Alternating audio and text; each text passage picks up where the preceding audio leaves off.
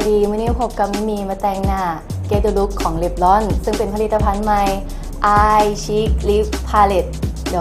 เพราะว่าผลิตภัณฑ์นี้มาเทื่อเดียวหมดเลย เพราะว่าทาง Revlon เพิ่นได้ร่วมกับร่วมใจ เพื่อระดมทุนสร้างหอสมุดให้แก่เด็กน้อยเนาะเพราะว่าพวกเรามาช่วยเฮ็ดบุญนำกัน